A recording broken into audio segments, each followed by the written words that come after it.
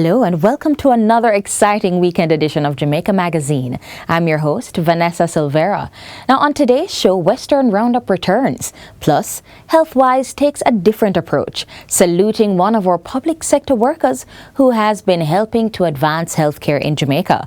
Also, technology use in development. Stick around for these and more interesting features, packed for your enlightenment. Crime and violence is infecting our youth. We must work together to rescue them from the gangs, engage them in productive activities, and safeguard Jamaica's future. Food and nutrition security, as well as human capital development, are key elements of Jamaica's sustainable growth strategy.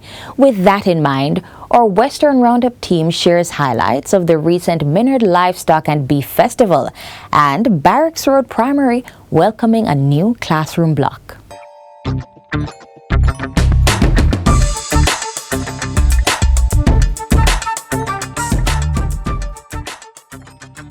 Hi, today on Western Roundup we head to St. Anne where we bring you highlights of the recent staging of the Minard Livestock and Beef Show.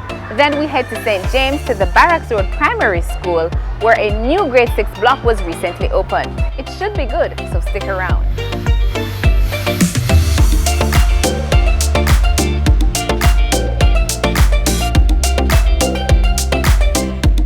Thousands of students from basic, primary, secondary, and tertiary institutions across Jamaica created a buzz as they converged on Minard Estate in Brownstown, St. Anne on November 14th. The event was the 21st staging of the Minard Livestock Show and Beef Festival, held for the first time since 2019. The day's activities included a goat and calf scramble, sheep draw, livestock judging competitions, rabbit display and draw, beef festival, and much more. Today we are at Minard. We are at the Livestock Festival. How is it going so far? It's been good. It's been good. We've been learning a lot about growing things, about raising livestock, about plants, how they work for us. And we've been seeing a lot of food and a lot of entertainment. It's really good.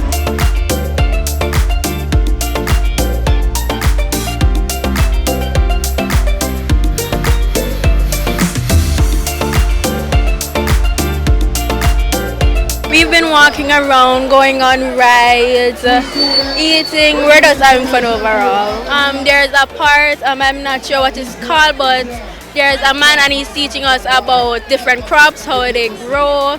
He's teaching us about agriculture in Jamaica. He's teaching us different landscapes. It's been good. It's a little hot, but I can't complain. Last time I've been here, the weather was a bit rainy, but I would say the weather is perfect for today because it has given me the chance to walk around and view all the booths and expos that is happening, and also get some relevant information pertaining to agriculture. It's coming out of COVID and seeing all the kids here, I would say it is a big event.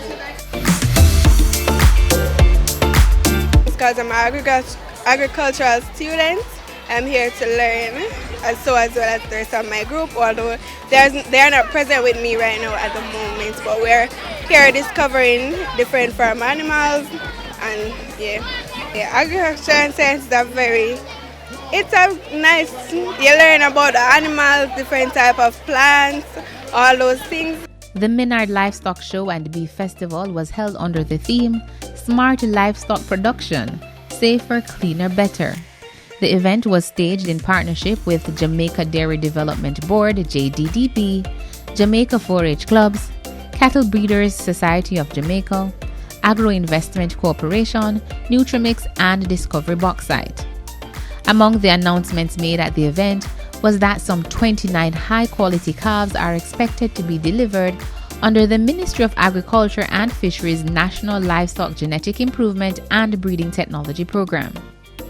This will provide cattle and small ruminant farmers with access to prime genetic stock to improve the production and productivity of the livestock sector, as well as reduce Jamaica's importation of beef and milk. Meanwhile, in St. James, a new $30 million grade 6 block was officially opened at the Barracks Road Primary School. The new block features 4 classrooms, a resource center and bathroom facilities, which will provide a more comfortable learning environment for the students preparing for the 2023 sitting of the Grade 6 Primary Exit Profile PEP examination. We place on record our gratitude to all persons who have invested in education. Education is a team sport. Look at the magnificent team right here. You are valued and valuable partners, and we say thanks. Thanks for believing in the words of Benjamin Franklin that said, an investment in education pays the greatest interest. And so we say thanks to all our teachers, our past students, our present students, our hardworking teachers and principals, and our dedicated community members for the many sacrifices you have made over the years. The building was funded under a public-private partnership involving the Ministry of Education and Youth, the St. James Municipal Corporation, and private businesses in Montego Bay. And that's all for the program today. As usual, thanks for joining us on this episode of Western Roundup, where we take you from the corners of St. Elizabeth to the hilly terrains of St. Anne. Remember to send your feedback to jismabay@gis.gov.jm. Until next time, take care.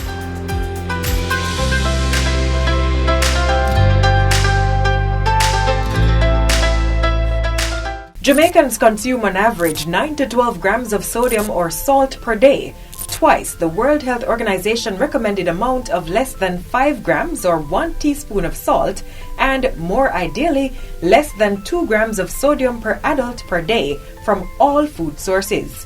This excess salt in the diet causes high blood pressure, kidney and bone damage, gastric cancer, obesity, and worsening of asthma. Reduce the amount of salt you consume to no more than 3 to 5 grams, or half to 1 teaspoon per day for adults, and less than 2 grams for children under 11 years of age. Let's shake the salt habit and live healthy. A public service message from the Jamaica Information Service. Service above self. Serving with humble pride. Mr. Everton Anderson is among the many celebrated Jamaicans who stand as nation builders. We now share his story of achievements and contributions to public health.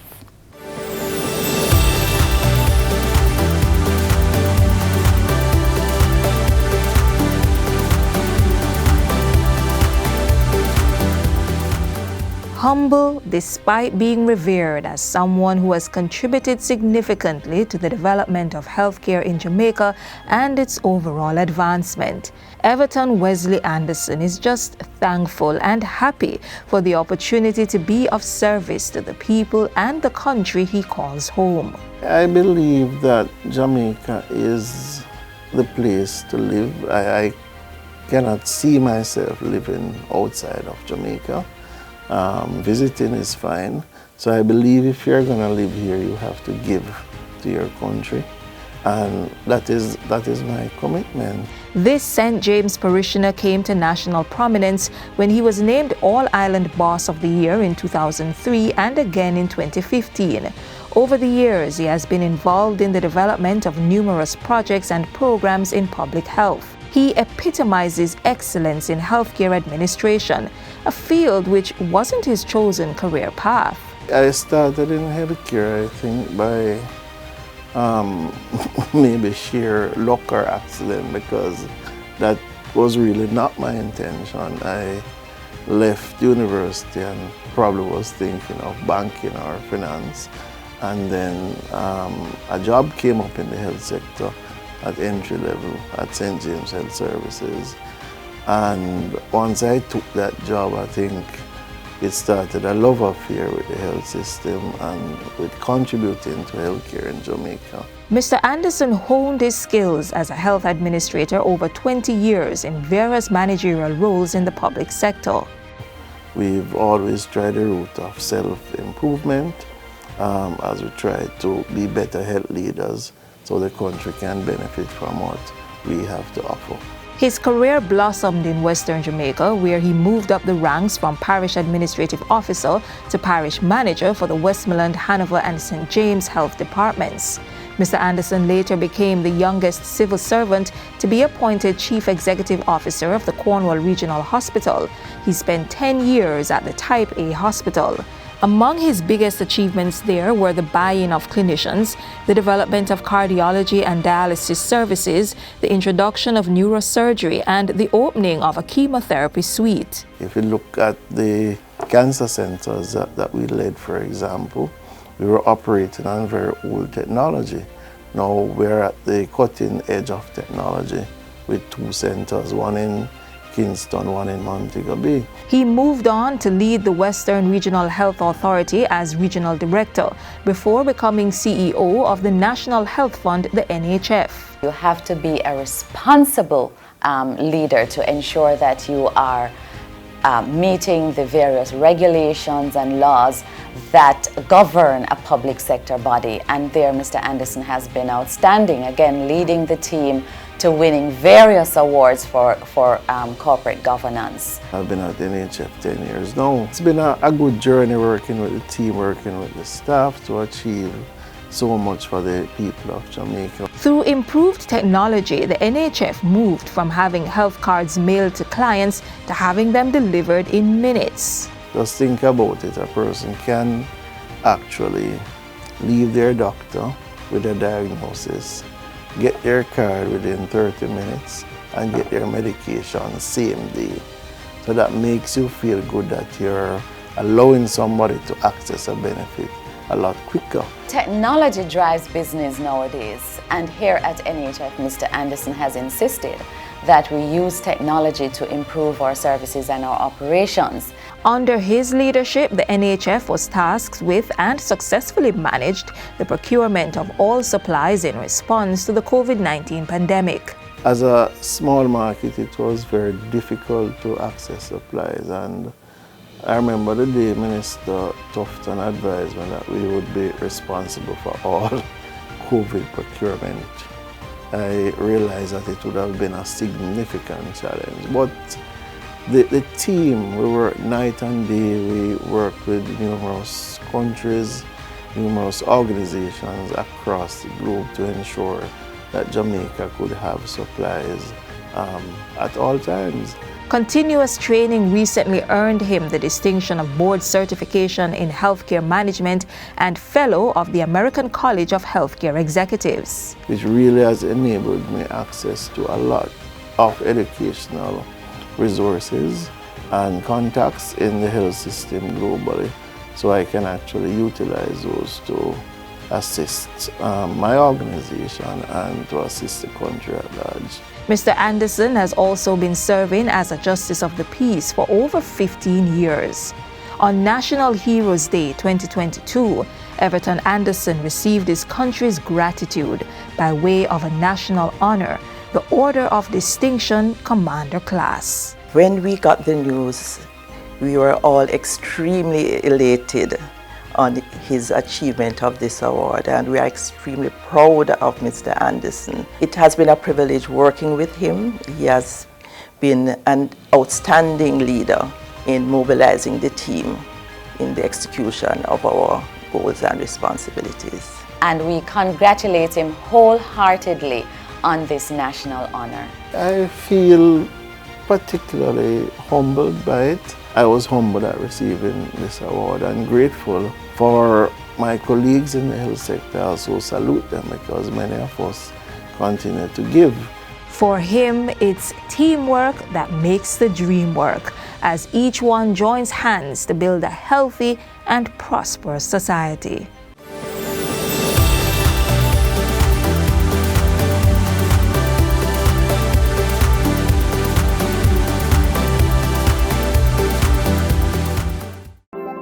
Jamaica, I can help you protect our citizens. Jamaica Eye will play a part in increasing your public safety. Jamaica Eye is part of an island-wide network of camera surveillance systems designed to increase the safety of you, our citizens. If you have a camera system outside your home or office facing a public space, log on to jamaicaeye.gov.jm today. Jamaica Eye, we're all connected. The Ministry of National Security, creating a safer and prosperous Jamaica. Up next, we are taking you inside the National Land Agency to see how technology is being used to improve the quality of its services.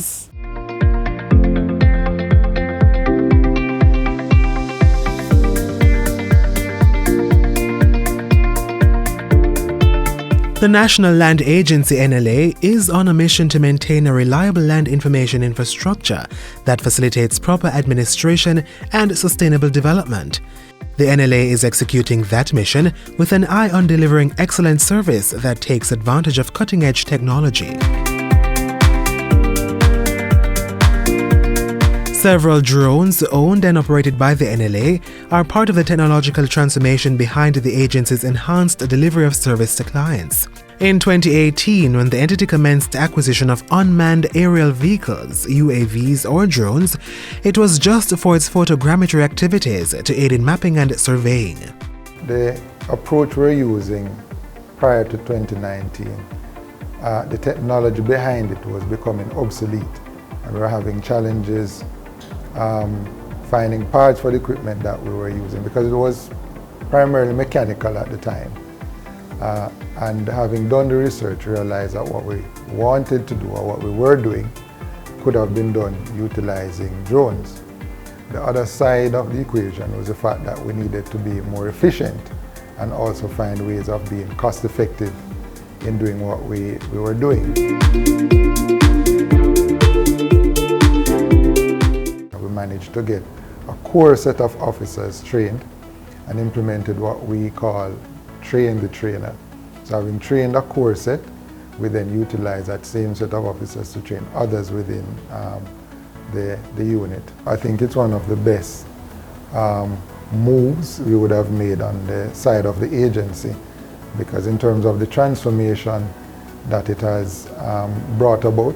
Since then, the NLA has expanded the use of drone technology beyond mapping and surveying to other areas of its operations, such as land valuation and estate management. For mapping, we need to capture imagery of areas all across the island for various purposes. So, if we need imagery to capture how the slope of a particular property is, then we capture the imagery for that. Or we'll capture the imagery for a town, and we will use that to update our maps in-house. Cadastral surveys, they want to be able to find boundaries, precise boundaries, and the drones can actually assist in that regard. Drones make it possible for the National Land Agency to capture aerial images in areas with rugged and challenging terrain, which otherwise would have been difficult and costly to execute. We do spend less time now to get the same work done, and we get that work done at higher quality and with greater precision. And so, for example, for valuation, we've done properties that are over 1,000 acres, and before a valuator would actually take more than 5 days to actually peruse the property to find out what is there, and they wouldn't really get everything that's on ground. They would just get the best, they would do the best that they can. But now we can take half a day to do that with the drones, and we have imagery of everything. And so what you find as well, in addition to the efficiency, the capital outlay, the money that we spend is it's much more efficient now as well. Aerial images captured with the drones are processed using other technology to create the various maps and three-dimensional products. These data are then returned to us in the photogrammetric section that we use different technology, mainly drone to map, to stitch these these digital files together in order to create what we call an orthophoto. From this orthophoto, we can extract whatever information we need, mainly like roads, building, drain, and a contour to create what we call either digital or paper-based map. And what we find with the drone images, we can have accuracy up to 5 centimeters. This we couldn't achieve before. Generally, the accuracy from the aerial photos we had before was like 5 meters, plus or minus 5 meters. Now we are down to 5 centimeters. So it greatly helps us in, in producing highly accurate map for the agency and the country at large. As it relates to creation of cadastral maps, we are exploring the extent to which that can actually be done. And so one of the products that we're creating, and this is kind of a futuristic product that we're experimenting with, is a 3D cadastre where we now give a real-life look to what the data is out there.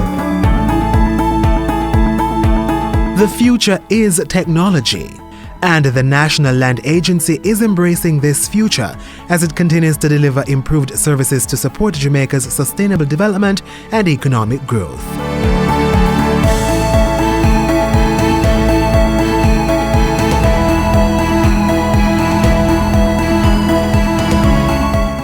Let us resolve our family disputes peacefully. A family is a circle of love, support, and strength. Violence has no place. We are near the end of our half-hour journey through the pages of Jamaica Magazine. But before we call it a wrap, we head to the Upper House of Parliament to find out the state of the nation where Jamaica's foreign affairs is concerned.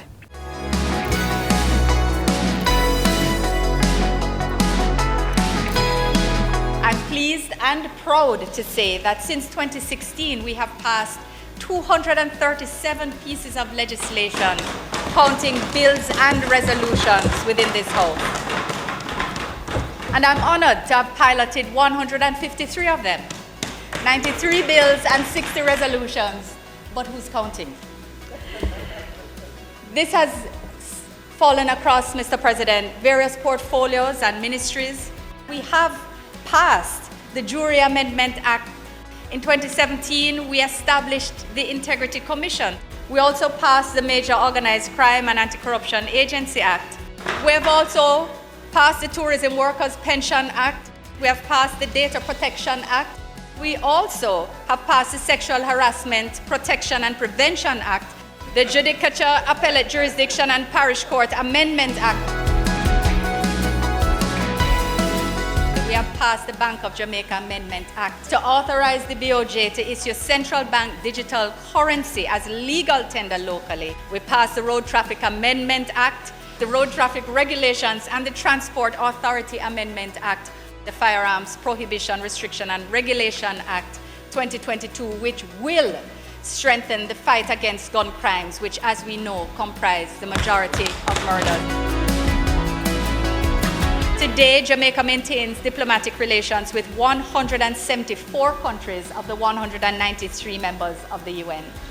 Within my tenure, we have added 9 countries, 1 from Europe and the remainder from Africa and the Pacific, and it is our intention to continue this important process of expansion and inclusion. Throughout the period of the COVID-19 pandemic, in particular, the Foreign Ministry spared no effort working closely with the Ministry of Health and Wellness and its agencies in securing vaccines, medical equipment and supplies, which continue today to bolster the public health system. Thousands of lives have been touched by funds allocated to priority areas.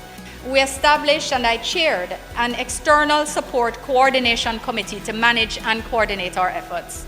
Our success is reflected in part in the support received, valued at more than 1.1 billion Jamaican dollars. On the 8th of September 1962, Jamaica was accepted for membership of the United Nations. It was a pleasure to commemorate this event, hoisting both the UN and Jamaican flags right here in downtown Kingston. We acknowledge that Jamaica has a record of achievements within the UN system, of which we can be truly proud. An area, Mr. President, of current and critical interest, which I just wish to note, is that of cybersecurity. I just want to note that Jamaica is coordinating CARICOM's position within the UN systems on the UN treaty negotiation process to elaborate an international instrument on countering the use of information and communication technologies for criminal purposes. Locally, the Ministry of Foreign Affairs and Foreign Trade plays a critical role in the interministerial approach taken to the subject. As the host of the International Seabed Authority, Jamaica welcomed this year's staging of the sessions of the Council and the Assembly, which coincided with the 40th anniversary of the signing of the 1982 United Nations Convention on the Law of the Sea in Montego Bay. We will seek to build public awareness on deep seabed mining, providing facts and education in order to dispel misunderstandings.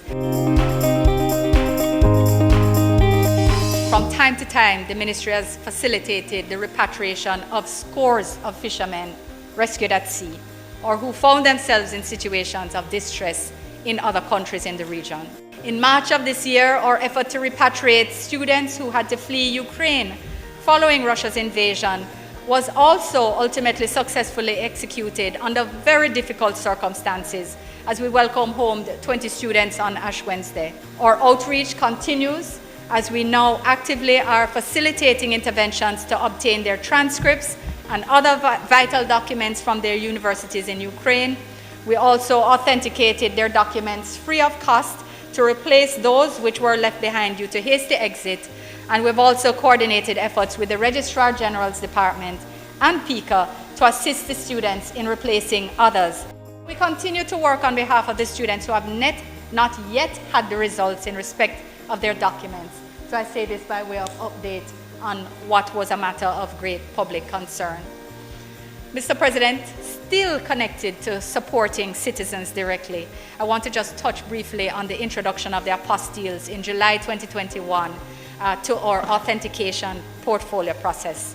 I am pleased to report that there has been a steady demand of this service, which is accepted in close to 120 countries across the world. The ministry, since we started in July, has issued more than 5,000 apostilles to date. Nationals are now enjoying a simplified and cost-effective authentication process, and we're now able, and this, I know there may be people who are listening who care very much about this, we are now able to offer the expedited service for eligible documents. The Ministry of Foreign Affairs and Foreign Trade remains actively engaged with Jamaicans overseas as part of the involvement of the diaspora in national development. I want to welcome the outreach spearheaded by Minister Hill of a trade delegation to Guyana, which explored avenues for economic trade cooperation and investment. These and other expected outreaches are expected to deepen Jamaica's trade with CARICOM partners. I am extremely proud of the Ministry's hard work to deepen our engagement and collaboration with all our partners in support of our national development goals and indeed our 2030 development agenda. And as always, government continues to build on Jamaica's solid, principle-based foundation and to address current, cascading and interlocking challenges in a pragmatic way.